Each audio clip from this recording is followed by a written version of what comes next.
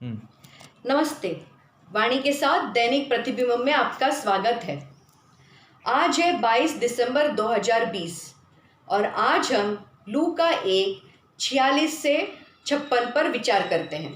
सुनिए। मेरी आत्मा प्रभु का गुणगान करती है।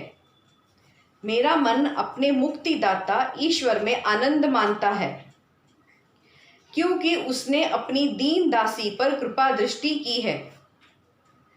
अब से सब पीढ़ियां मुझे धन्य कहेंगी, क्योंकि सर्वशक्तिमान ने मेरे लिए महान कार्य किए हैं। पवित्र है उसका नाम। उसकी कृपा उसके श्रद्धालु भक्तों पर पीढ़ी दर पीढ़ी बनी रहती है। उसने अपना बाहुबल प्रदर्शित किया है। उसने घमंडियों को तितर बितर कर दिया है। उसने शक्तिशालियों को उनके आसनों से गिरा दिया और दीनों को महान बना दिया है। और उसने दरिद्रों को संपन्न किया और धनियों को खाली हाथ लौटा दिया है। इब्राहिम और उनके वंश के प्रति अपनी चिरस्थायी दया को स्मरण कर उसने हमारे पूर्वजों के प्रति अपनी प्रतिज्ञा के अनुसार अपने दास इज़राइल की सुध ली है। लगभग 3 महीने एलिजाबेथ के साथ रहकर मरियम अपने घर लौट गई। यह प्रभु की वाणी है। मैरी एक गीत के रूप में भी जाना जाने वाला यह कैंटिकल पूरी दुनिया में मैग्निफिकेट के रूप में प्रसिद्ध है।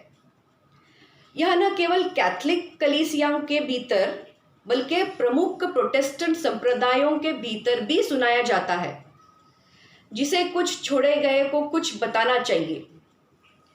लेकिन यह प्रतिबिंब मैरी की सार्वभौमिकता के बारे में नहीं है, लेकिन कुछ ऐसा है जो मुझे काफी आकर्षक लगा। मैरी का उत्स्फूर्त तरीके से प्रशंसा प्रवाह।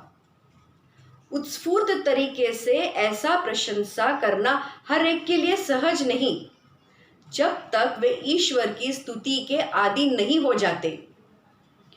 और पल भर में गीतों की रचना भी आसानी से नहीं आता, जब तक कि कोई आदतन आराधना में न हो।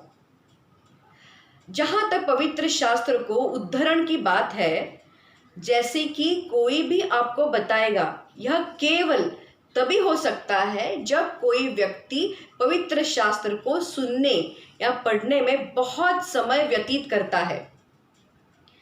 यह सब बताता है कि मैरी एक युवा महिला है जो ईश्वर की उपस्थिति में बहुत समय बिताती है, उसकी प्रशंसा और आराधना करती है, और कम उम्र के बावजूद उसे पवित्र शास्त्र का ज्ञान है, जो कि सामान्य से परे है।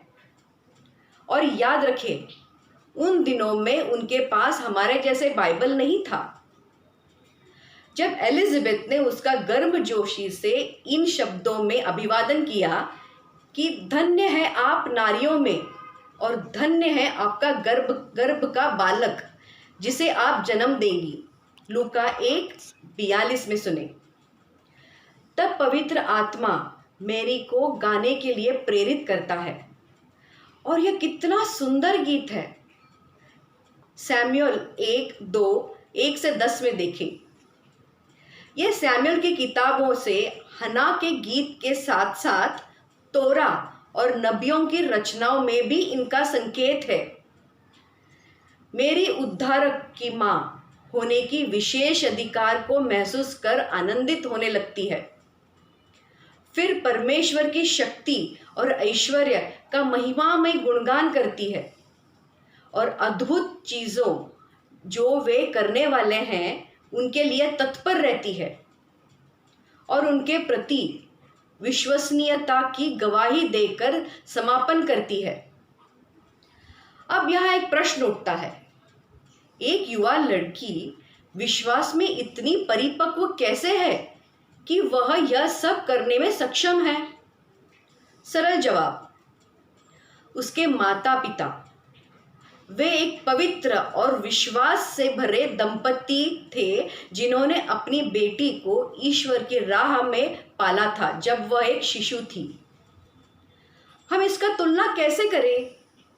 हालांकि हम आज अपने बच्चों को भौतिक ज़रूरतों की देखभाल करते हैं, लेकिन बहुत कम ऐसे हैं जो उनकी आध्यात्मिक आवश्यकताओं की देखभाल करते हैं। शायद यह प्रतिबिंब नए माता पिता को यह करने के लिए प्रेरित कर सकता है कि वे अपने बच्चों को मेरी के राह में बढ़ा सके और मेरी के तरह उन्हें धन्य कहा जाए। यीशु का शांति और प्यार आपके साथ बना रहे। नमस्ते।